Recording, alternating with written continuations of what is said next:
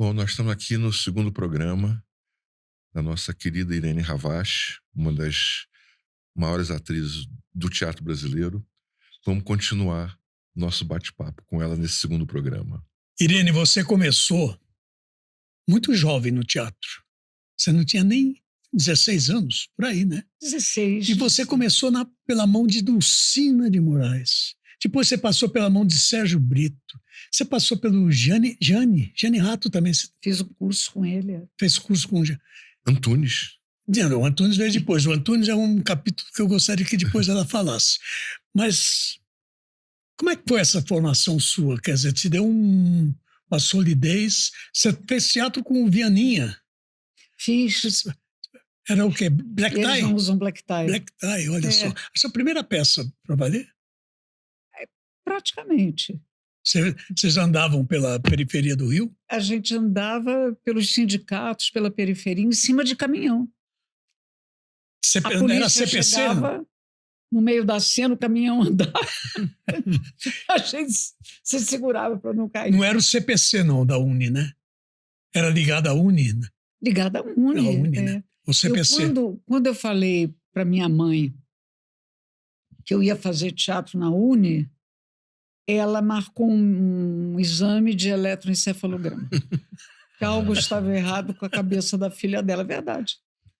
A minha mãe disse não. Porque a Uni era o antro de comunista, né? Então, na cabeça de muita gente, né? Então, eu fui lá fazer um eletro, estava tudo certo com a filha dela. E você já começa também na televisão, ao mesmo tempo, né? Logo em seguida. Você era atrevida, né? Você pediu o emprego, né? Eu pedi emprego e quando eu fui fazer... quando fiz esse papel com o Vianinha, eu fui acompanhar o meu noivo. Eu estava noiva do pai do meu primeiro filho. Ele foi fazer um teste. E eu estava lá sentadinha. E aí precisava de alguém para dar a réplica para o personagem da Romana. E estavam esperando, eu acho que quem ia fazer o teste para Mariazinha era Maria Gladys. E ela não havia chegado, mas não era só ela, tinham outras também. Só que elas não tinham chegado ainda, porque era para fazer o teste para outro papel. Só que a atriz que ia fazer a Romana precisava sair. E o Vianinha disse, então, peraí, olha, vamos fazer o teste agora para a Romana. Tem alguém aí que poderia ler o papel? Eu estou quietinha. Ele olhou para mim e falou assim, você leria? Eu falei, sim. Aí eu subi lá no palco, me deram o papel, eu li. Quando terminou, ele falou, eu quero conversar com você. Espera aí. E aí veio conversar comigo, falou, olha, você leu, você gosta de teatro? Eu falei, eu estou na Fundação Brasileira. Ele falou, você não quer fazer o papel? De Romana? Não, da Mariazinha. Da Mariazinha. Eu falei, será que eu posso? Eu estava ali de namorada, né? Uhum. Não estava de... E foi assim que eu fui fazer. E foi uma experiência muito boa na minha vida. Muito boa. Porque o texto do Guarnieri, com o Vianinha, era um outro mundo. Era um outro mundo.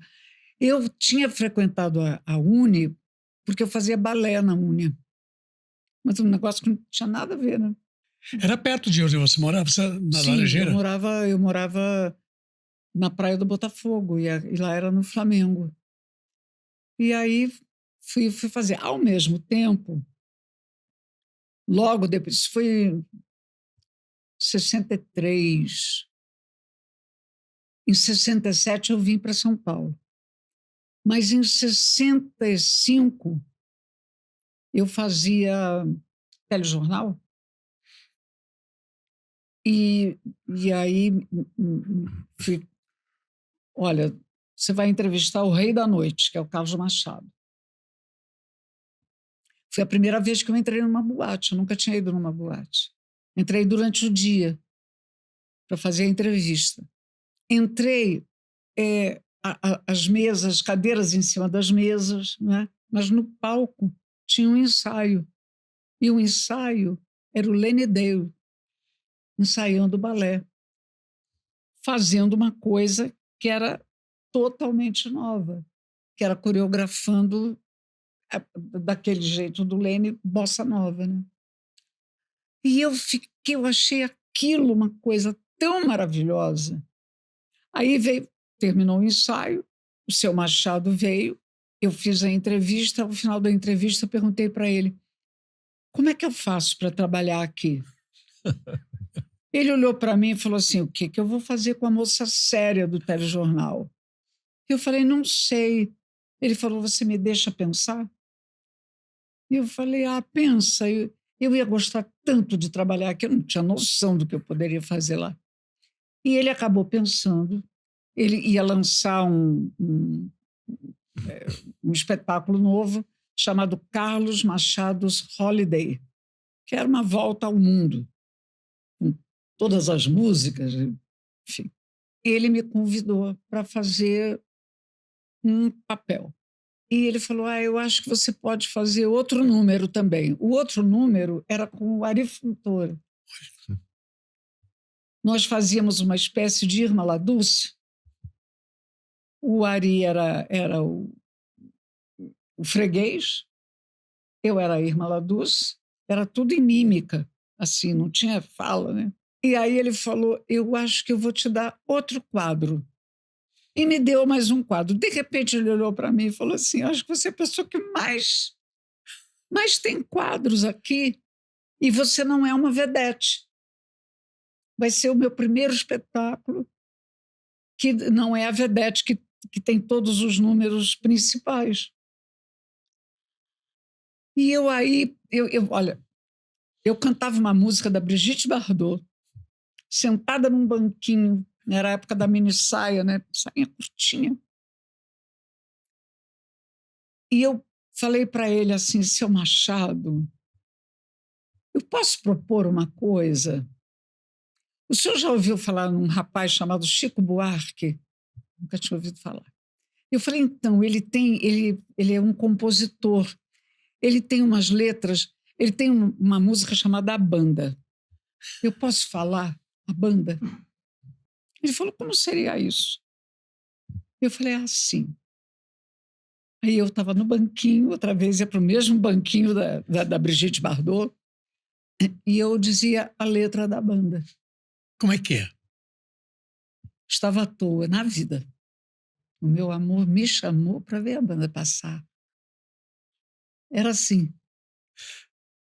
Só que público de boate vai para beber, conversar, comer e fumar, né? Fumava-se muito. E os números musicais, as vedetes, os biquínis, né? E ele disse assim, a gente vai tentar, porque eu acho que não vai dar certo. Porque não é para o meu público. Eu falei, vamos tentar, seu Machado. Deu certo. Deu certo, primeira semana, segunda semana e tal. Tá, uma bela noite, estou eu lá, à toa na vida. Tinha um público conversando. Ali nas primeiras mesas, né? Falando um pouco, conversando. Eu parei e fiquei olhando para eles. Aí um cutucou o outro, né? Aí eles me olharam, fizeram assim, calaram a boca e eu continuei. Aí o diretor de cena falou assim, você se arriscou, hein? Você se arriscou, porque normalmente eles não param de conversar.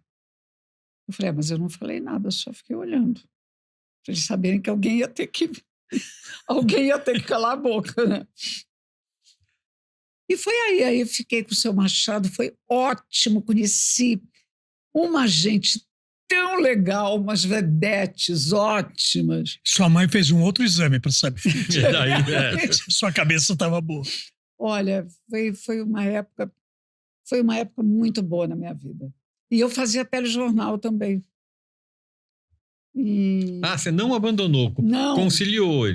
Olha, eu saía do telejornal, eu ia para o teatro na Praça da República fazer pendura-saia que era um texto do Graça Mello.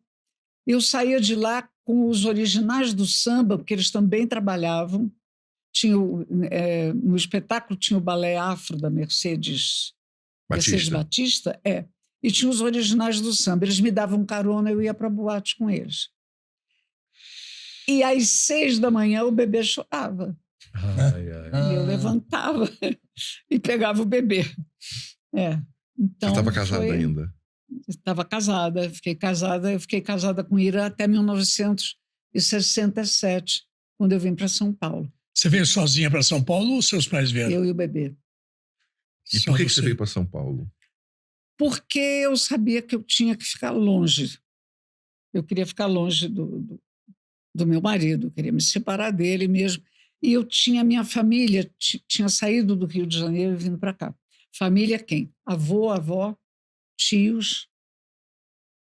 E eu falei, eu vou para cá? Não, eles foram para Santo André. E para lá eu fui. E aí acontece o seguinte, quando eu cheguei aqui em São Paulo, eu cheguei carioca, bronzeada, mini saia. Corpo violão. Corpo violão. A fama era essa. Era assim. E fui para Santo André, uma cidade fabril. Só que, quando eu cheguei, os meus primos me pegaram de carro, me levavam para cima e para baixo. Aí eu arranjei um teste, fui trabalhar na Vila Guilherme, TV Excelsior, direção Walter Avancini. Meu primeiro dia de trabalho, eu saí, fui para a estação de trem com um vestidinho, mini saia, decotadinho. Fez E o vestido era pop art, era cheio de arabescos. Quando eu entrei na estação, eu não tinha me dado conta. Houve uma paralisação. Porque não é que tinha homem me olhando, dizendo assim, que gostosa. Não, o que é isso? Que é muito diferente do que olha que gostosa. Porque eles estavam com uma marmitinha na mão. E entra uma coisa, que era uma coisa. Do outro mundo. Do outro estado.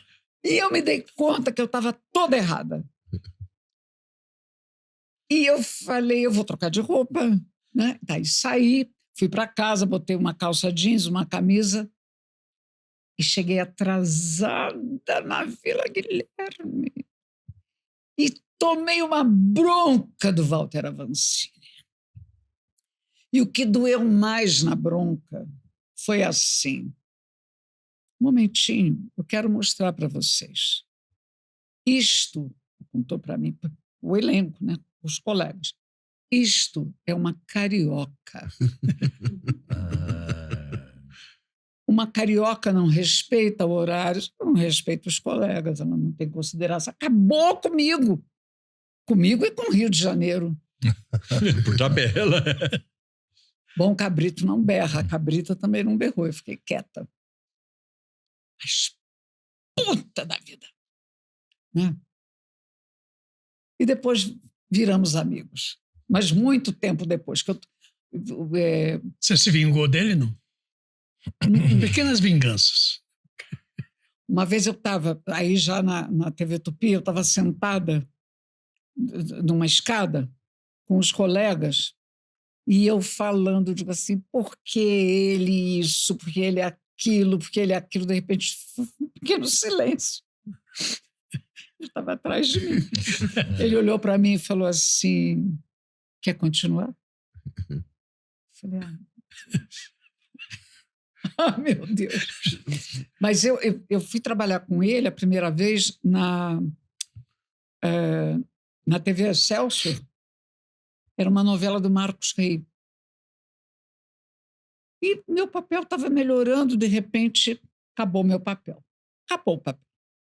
Tempos depois, eu encontro o Marcos Rey e ele disse assim, que pena que você teve que voltar para o Rio. Não é o Avancini me disse que você tinha que voltar para o Rio? Eu acabei... Eu falei, mentira dele. É doido. Mas aí nada como o tempo para resolver as coisas, né? Tem uma frase do Bernard Shaw, eu acho que é em Cândida, que alguém diz: daqui a 100 anos teremos a mesma idade, né? Teremos todos a mesma idade. Cândida. E é isso, o tempo faz isso, né? E fomos ficando Irene, amigos. você demais essa sua história, esse seu começo e tal. E o bom que da tua profissão, assim, nas novelas e agora no cinema recentemente, né? Você tem a oportunidade de trabalhar com gente que está começando, né? Teu neto está começando. Você fez um filme com uma galera jovem, dos meninos que querem... O que eles querem? Passar grana. Chama-se Passar Grana. Isso, eles querem roubar um... Faz uma ponta, minúscula a minha ponta. Então, mas assim, você ficou rodeada de pessoas mais jovens que estão começando, né? Como que você vê esse início deles comparado com o teu início? Você acha assim, tá mais fácil agora? Como é que você enxerga quando você compara assim o início dessas carreiras, a sua e dessa galera jovem que está orbitando? É muita gente. É muita gente. O mercado está estrangulado, né? É muita gente, pouca oferta de trabalho. O meu neto faz teste toda semana. Toda semana tem um filme, tem alguma coisa no streaming, tem teatro, porque o negócio dele é mais teatro. Ele está fazendo uma novela e muito sucesso na novela agora. Mas ele e a turma dele. Eu gosto de trabalhar com gente jovem. Eu me divirto trabalhando com eles. Me divirto da seguinte maneira. Eu acho que eles sabem umas coisas que eu não sei. Então, eu não vou para ensinar ninguém. Eu vou para ver como é que é o negócio e ver como é que eu vou me adequando naquilo.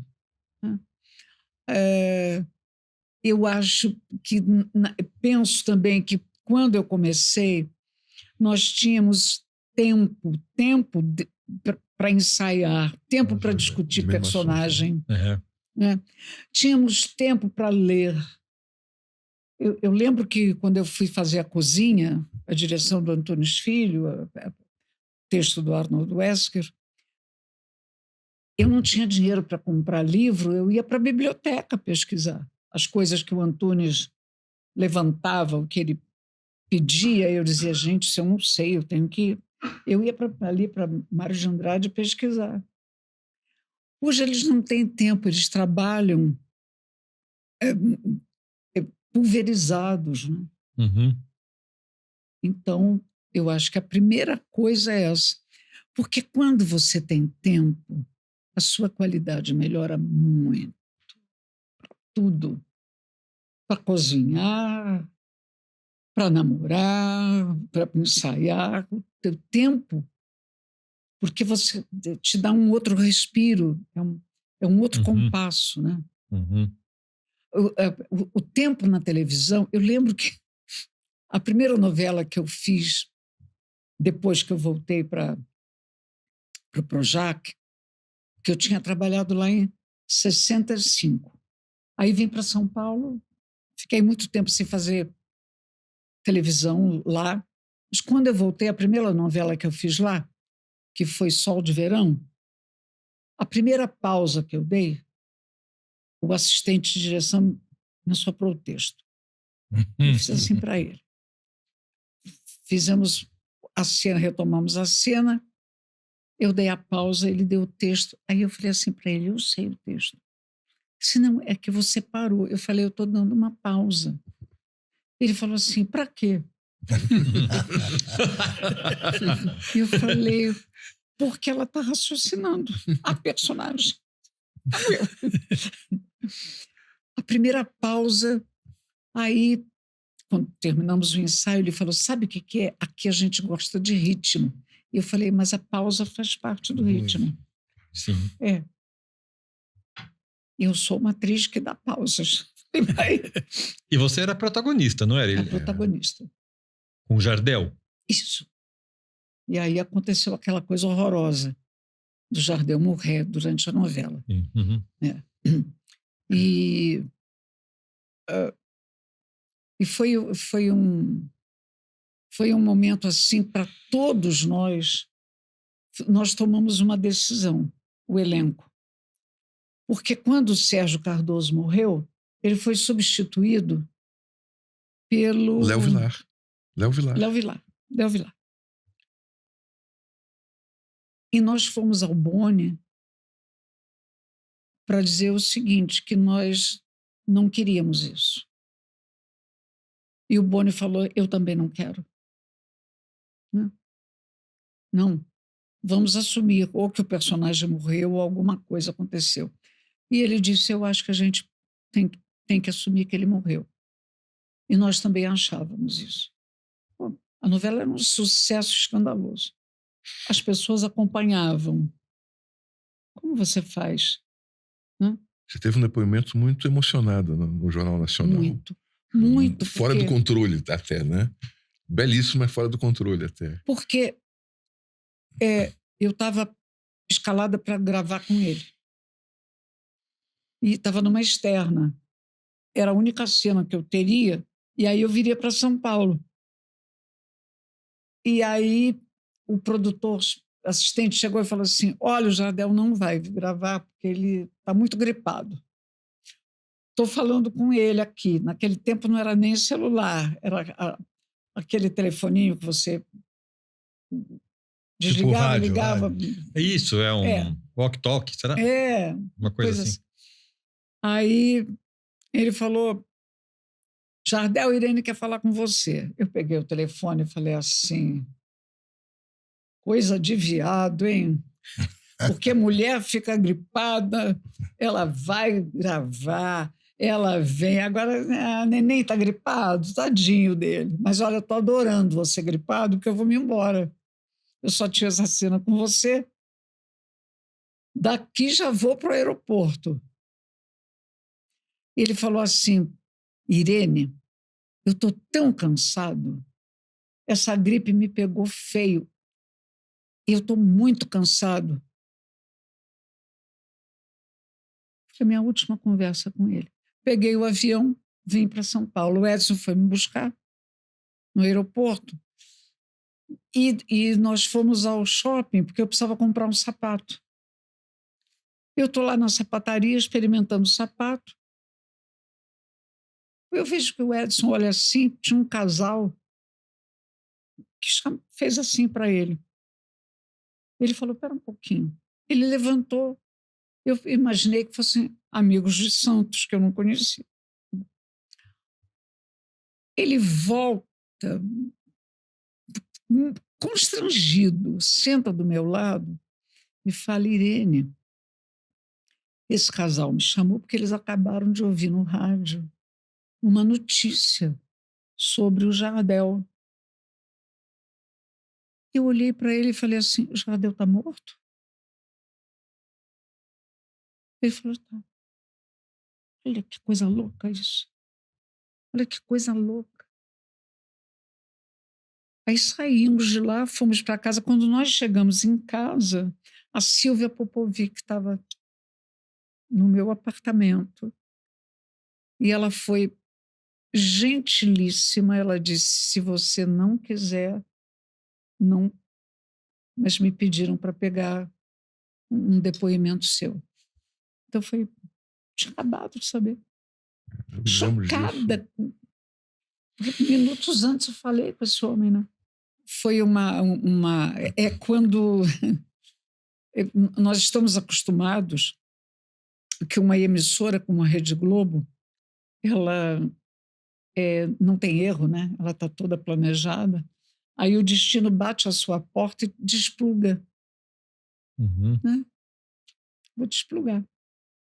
Foi muito chocante para todos nós, para todo o elenco. Antes de voltar ao teatro, eu queria, já que a gente puxou o fio da televisão, o que foi o Beto Rockefeller na vida de uma geração? Né? Beto foi uma novela, para quem não viu, que mudou a televisão brasileira. Mudou a televisão. Com um elenco extraordinário, né? Extraordinário. Você falou da Beth, que foi Sim. presa no período, inclusive, né? Sim. Beth, Plínio, Débora Duarte, você, Marília. Plínio Marília também foi Costa, preso. Plínio, Valderez. Plínio Costa. também foi preso naquela época. Plínio Marcos. Como é que foi isso para O vocês? Beto Rockefeller, a história da teledramaturgia brasileira se divide antes e depois dele. É quando o galã deixa de usar terno, gravata, e passa a usar jeans, camiseta, tênis, em um linguajar. E o galã, ele é politicamente incorretíssimo, né? Porque o Beto, ele era chamado o bicão. Uhum. Ele era totalmente errado, né? No sentido daquilo que se imaginava de um galã. E trabalhava. Olha, o meu pai era o Jofre Soares, a mãe era a Leonor Bruno. O meu irmão, eu era a irmã dele, né? Ele era o protagonista. E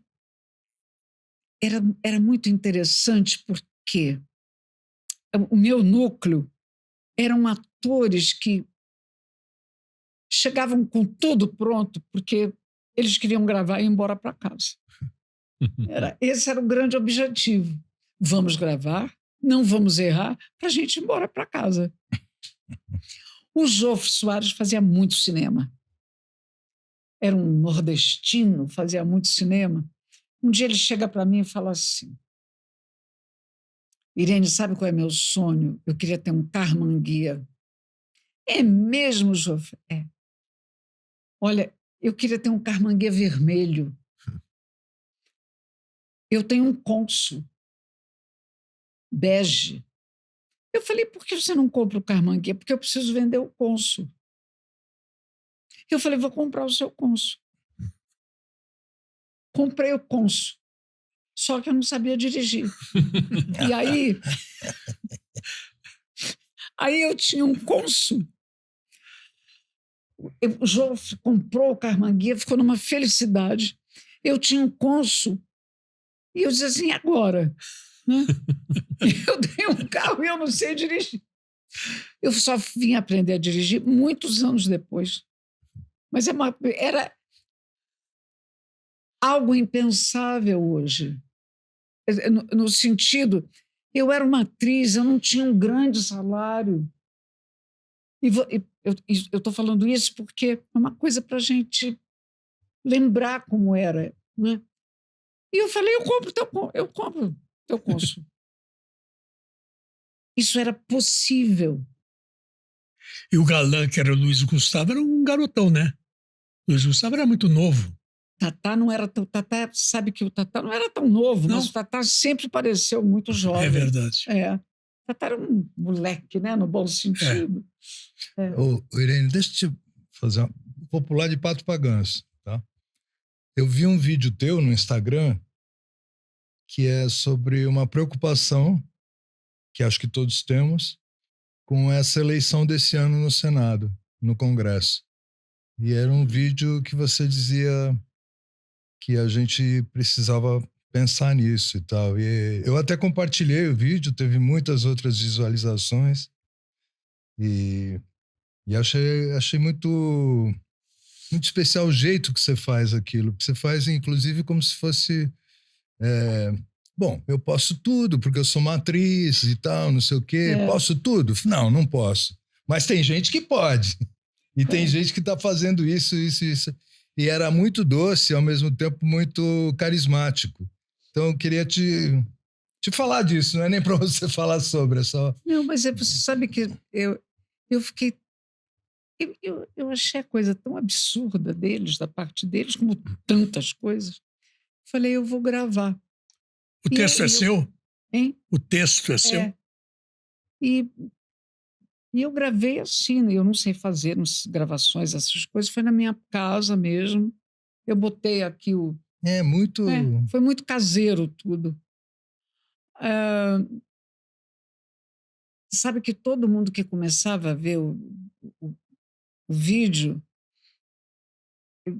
se prendia exatamente por isso, não é? Porque achava que eu estava falando a respeito de um privilégio Exato. que artisticamente eu teria, quando na verdade eu estava falando deles, não é? Esse vídeo, sabe que outro dia um senhor chegou para mim e falou assim, está na hora de gravar outro. Olha o que nós estamos passando, Irene, está na hora de gravar outro. Se a gente pensar assim, a gente não para de gravar vídeo, porque Pois. é uma surpresa atrás da outra. Mas você não né? acha que... Mas é muito singular o que você faz ali, porque eu não vi nenhum nesse teor, e com esse tipo de preocupação a longo prazo, né? Porque isso acho que tem 4 ou 5 meses que eu vi esse vídeo, e ao mesmo tempo você usar a questão da interpretação mesmo, para falar, olha, prestem atenção, porque nós estamos sendo enganados. Mas já que a gente pode fazer, né? Mas você não acha que, de alguma maneira, a classe artística passou a se eximir de fazer esse tipo de coisa? Que já fez mais. Eu conversando com a Taya Pérez, Já fez mais, que sim. fez com você Os Filhos de Kennedy. Sim. A Taya disse assim, nós ficávamos muito chocados com a peça, porque era a falência da contracultura. Vocês faziam com muita dor a peça. Não há uma certa maneira leviana hoje de se encarar essas questões? Quer dizer, nós não devíamos estar mais comprometidos. Eu acho que sim, Eduardo. Porque se aconteceu isso no Brasil, ou no mundo está acontecendo, quer dizer, eu vi a Glenn Close essa semana falando, o Ruffalo, eles estão tomando essa atitude. E a gente ainda não tomou essa atitude. Vários atores. Vários atores. Vários atores. O Robert De Niro também. Sim. Jane Fonda. Mas a Jane Fonda sempre foi ativa, né? Militante, todo, né? Eu penso que existe deve ser um misto de descrença, medo e descrença no sentido de não vai dar, é bobagem, não vai dar em nada. Eu acho que tem muito isso também. Mas acho que tem um medo. Nós ficamos com medo. Sabe por quê? Porque a gente dorme com o inimigo. Na época da ditadura, a gente sabia quem era o inimigo. Hoje a gente dorme com ele. E isso te dá um pé atrás. A própria imprensa, que tem coisas que eu fico a gente fica sabendo, porque você vê ali no Instagram, que rapidamente aponta, noticia, aí você diz assim, nossa, a imprensa vai deitar e rolar com isso. Ela não deita e rola. Não. Então, acho que E os assuntos são esquecidos muito rapidamente. Né? Os assuntos que surgem são esquecidos muito... E a gente quer, por exemplo, esse assunto que acontece agora, com esse escândalo do banco. Se você perguntar para a maioria, para a grande maioria, nós vamos dizer assim, isso não vai dar em nada.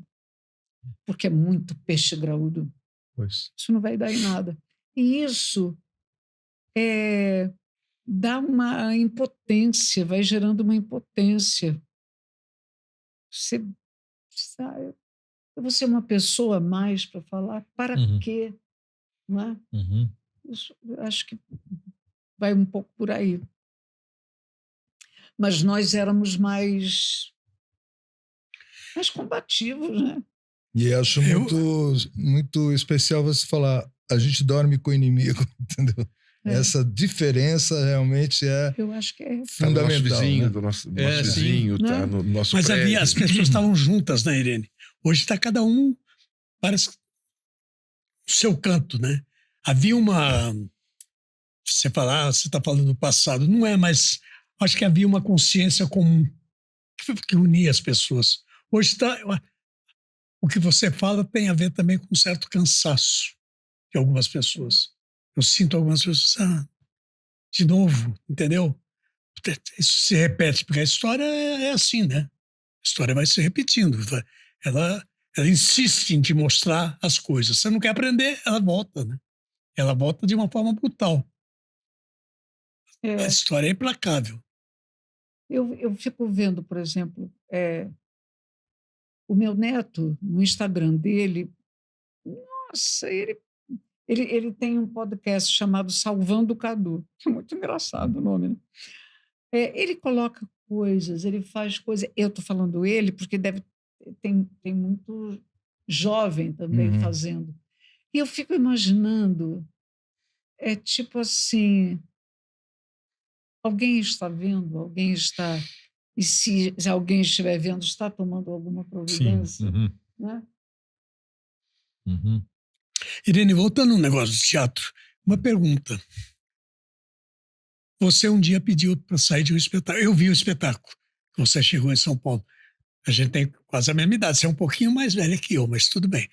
Eu te vi na cozinha, mas eu não lembrava de vocês. Na cozinha, que era um belo espetáculo, Juca e tal. Eu só me lembrava da Beatriz Berg, que era a abertura do espetáculo, e estava contando para o Eduardo. Tão bonito o espetáculo, né? Ela vinha da rua com um pano na cabeça. Olha a imagem. O resto eu não lembro nada. Com uma sacola de feira, né? Aliança Francesa. Ela entrava aqui pela lateral direita, vinha até a frente do palco, caminhava carregando todo o peso do mundo e da vida e saía por aquela porta. Começava o espetáculo. De você aplaudir e ir embora, falei assim, já vi, tá explicado tudo. E você estava nesse espetáculo e você pediu para sair. Eu pedi para sair. Eu não tinha... Hoje, talvez, se eu com o meu humor, talvez eu ficasse. Eu não tinha senso de humor para... O Antunes. Para o Antunes Filho. Não tinha. Talvez você tivesse... Eu era briguenta. Eu era briguenta. Aconteceu algum episódio especial? Não. Eu briguei com o Antunes também fora do espetáculo, anos depois. Eu acho que, eu penso que... Eu falei, não quero ficar aqui. Não quero mais ficar aqui. E aí eu pedi para sair.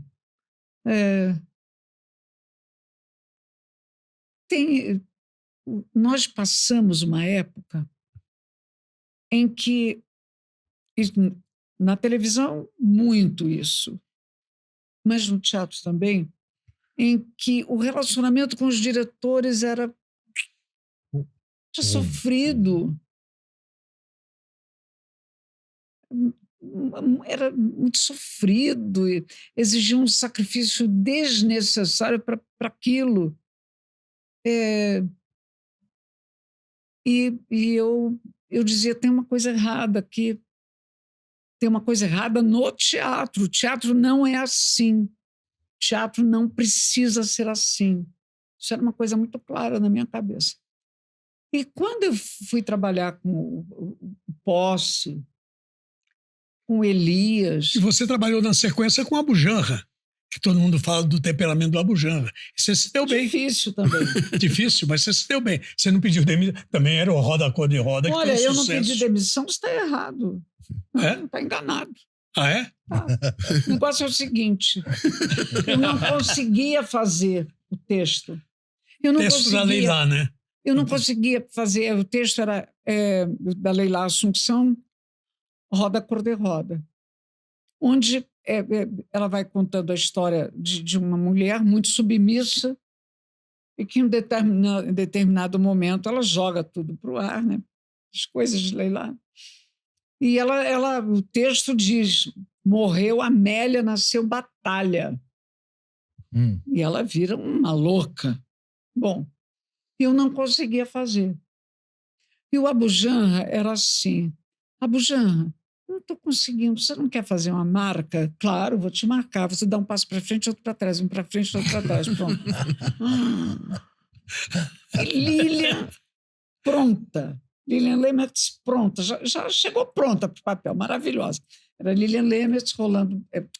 Boldrin? Edwin Luiz? Não. Boldrin. Rolando? Não foi o Boldrin primeiro? Era o Boldrin. Foi o Boldrin. Não foi. Não. Oh, meu Deus, Não foi o Edwin foi Luiz? casado com a... Olha, agora começou a idade. E Um colega ótimo, era hipocondríaco. tem vários, né? Tem vários.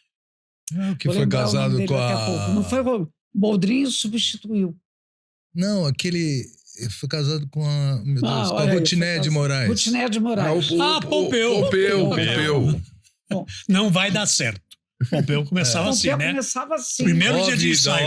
ó, A peça é ótima, mas ninguém vai assistir. Pompeu ele era Maravilhoso. delicioso, o Pompeu, dentro desse jeitão dele, né? Enfim. E eu não conseguia fazer essa mudança.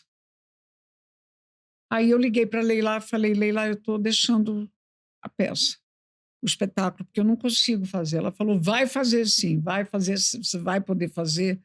Falei, Leila, eu não consigo dar a virada que precisa ter, que você pede, que o teu texto pede. E aí, infeliz, sofria. Aí fui almoçar na casa da minha tia. E nós tínhamos uma tia-avó, Tereza.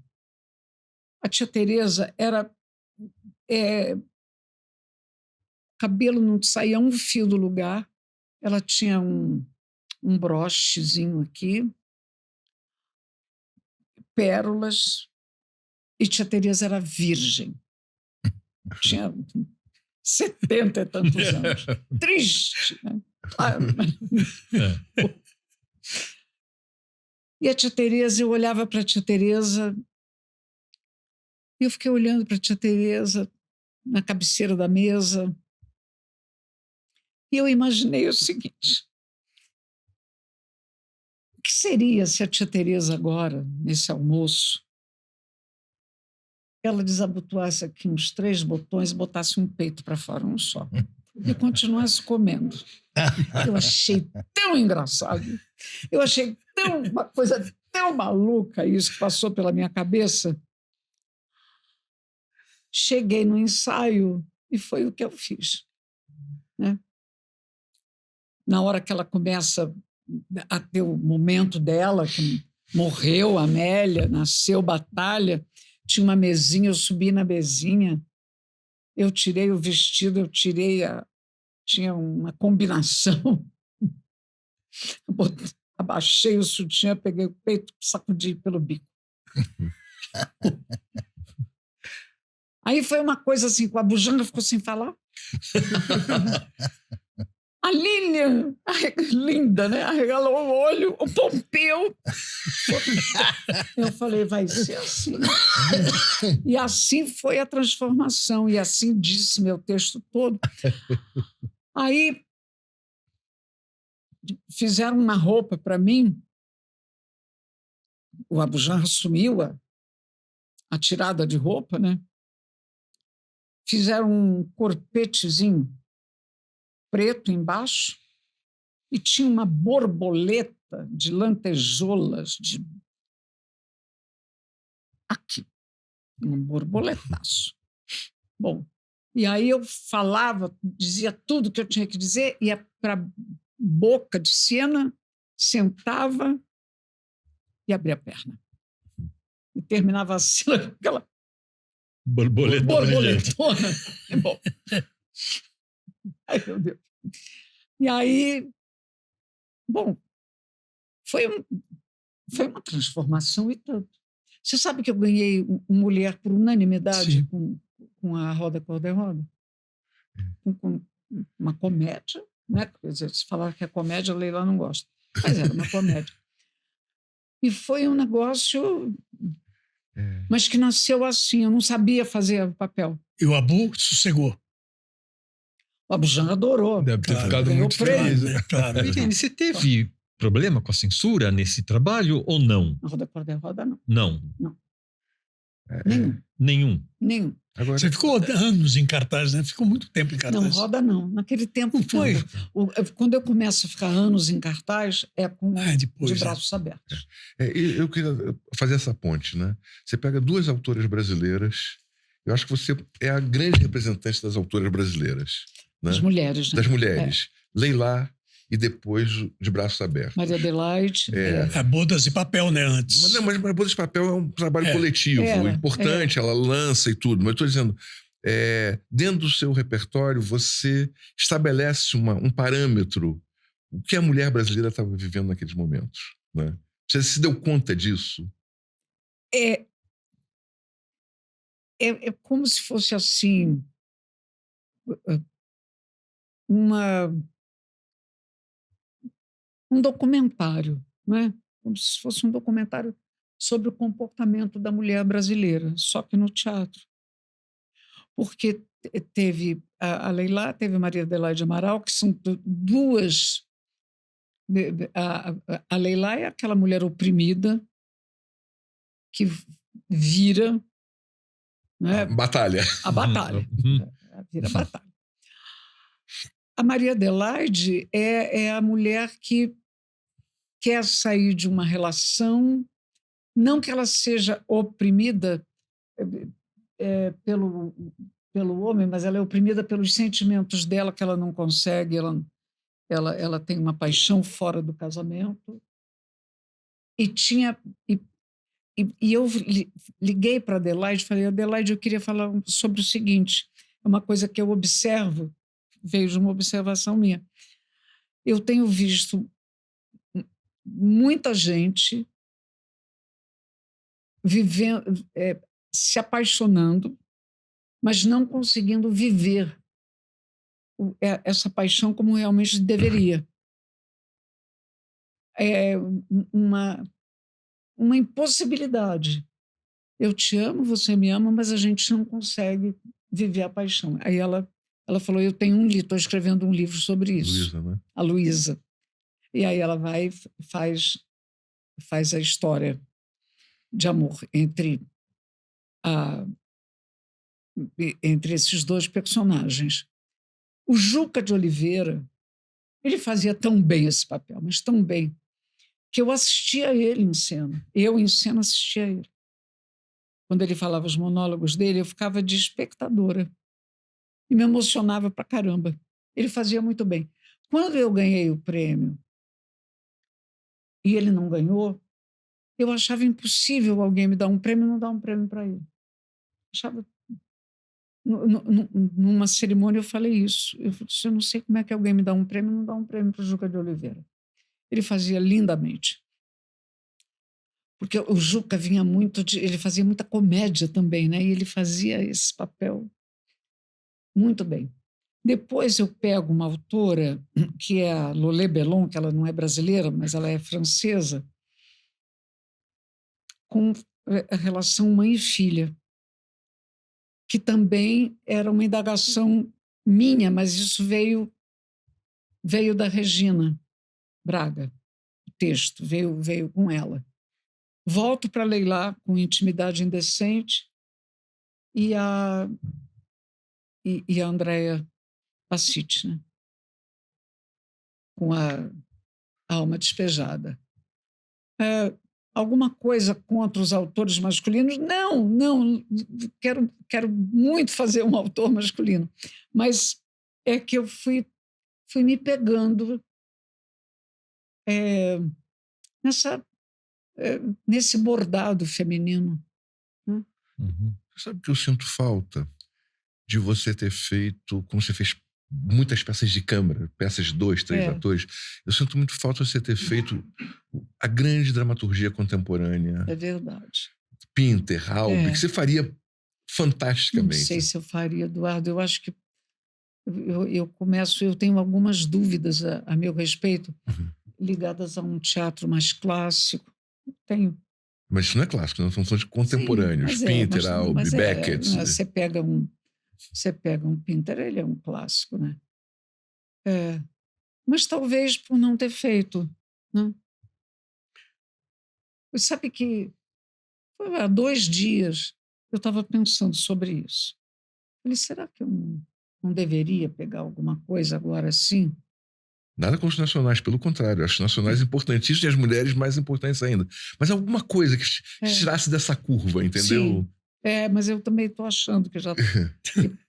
que seria interessante. Você acha que você não faria divinamente Virginia Woolf?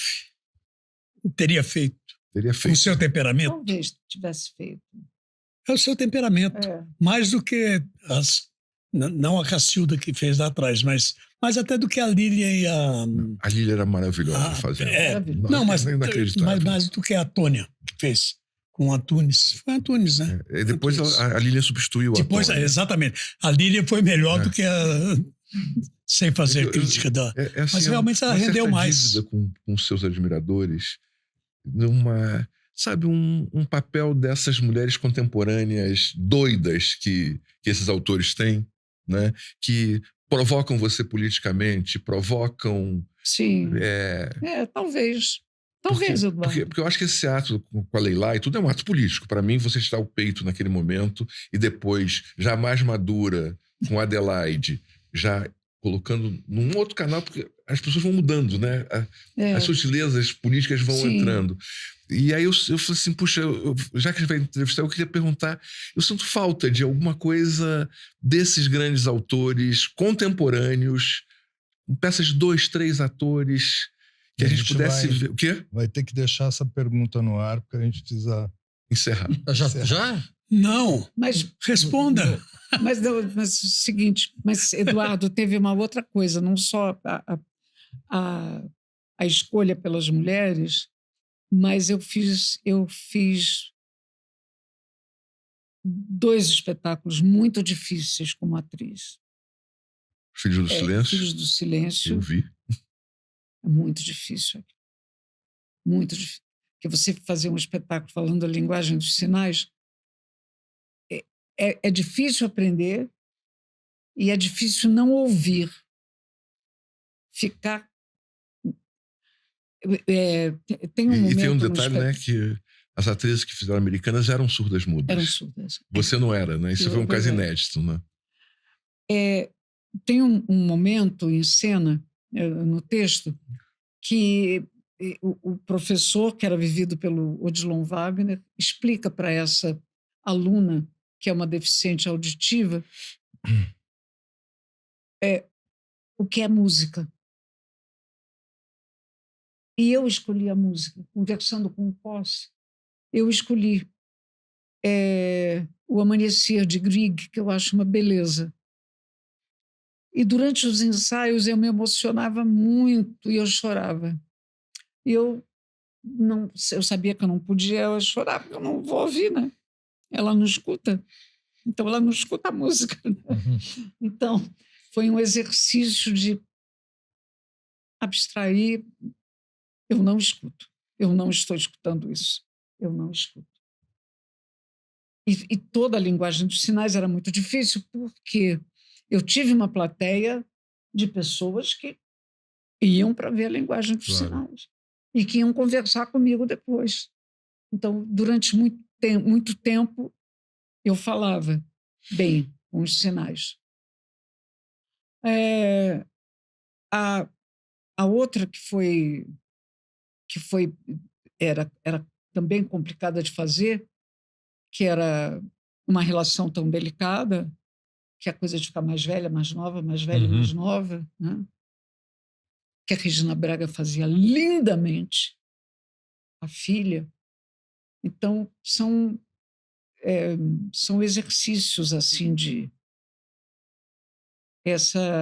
e a peça da Leilá, da Intimidade Indecente, que foi uma proposta de não termos mudança de roupa nem de maquiagem, de irmos envelhecendo. Com o Caruso, né? Com o Caruso. Um dia teve um senhor que ficou nos esperando e ele disse o seguinte: eu precisava muito ver vocês outra vez como vocês são. Muito, porque foi me dando uma agonia, porque eu via e dizia, mas eles envelheceram. Eles envelheceram. E quando terminava, nós recebemos os aplausos outra vez, como Irene Caruso. E ele disse, eu precisava contar isso para vocês, o alívio que me deu ver outra vez quando vocês vieram agradecer. Porque eu tinha certeza que vocês não iam voltar mais. Eu tinha certeza que vocês tinham ido. Olha que coisa louca isso.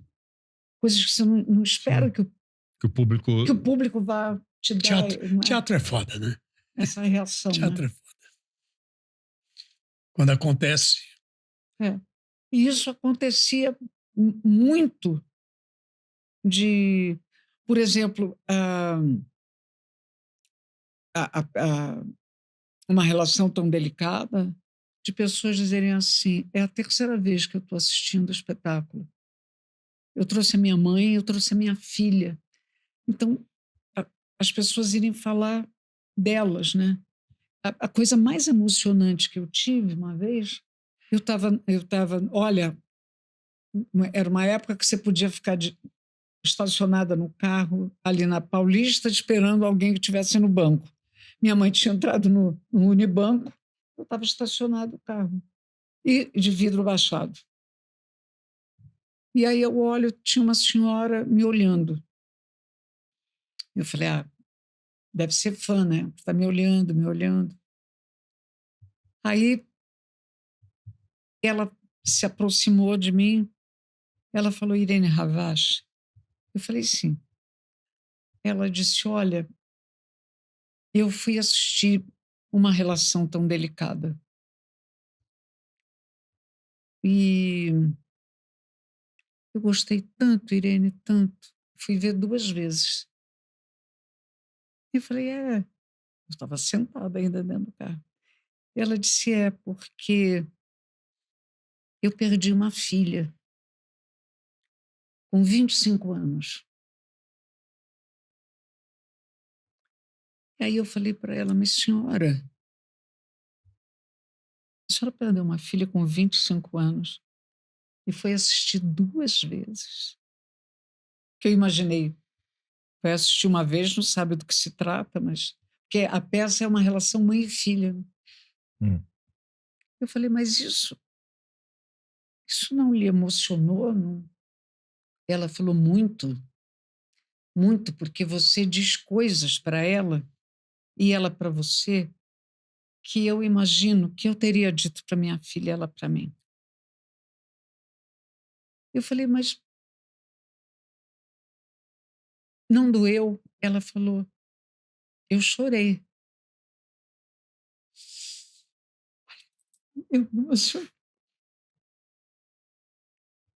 Eu chorei, mas foi um choro bom. Esse choro bom me deu muita força. Então, eu abri a porta do carro, levantei, dei um abraço nela, né?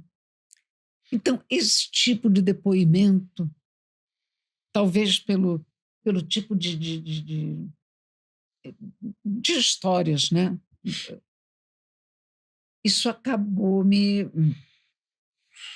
acho que me seduzindo, no sentido de, olha, eu estou tendo essa devolutiva, o meu trabalho está chegando ali, de alguma forma, está fazendo bem, está modificando as pessoas, né?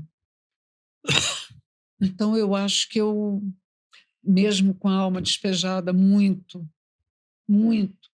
Quer dizer, aí o teatro deixou assim, ele passa para um outro, ele passa para um consultório, né? E eu acho que eu estou precisando fazer uma coisa fora do consultório. É isso. Muito bom. Obrigada.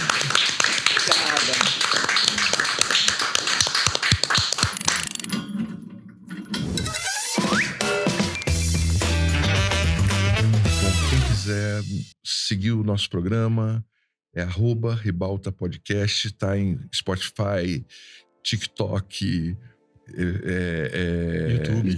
YouTube, essas coisas todas. E também a gente quer saber como as pessoas podem te encontrar. É o @Irene Havas Oficial.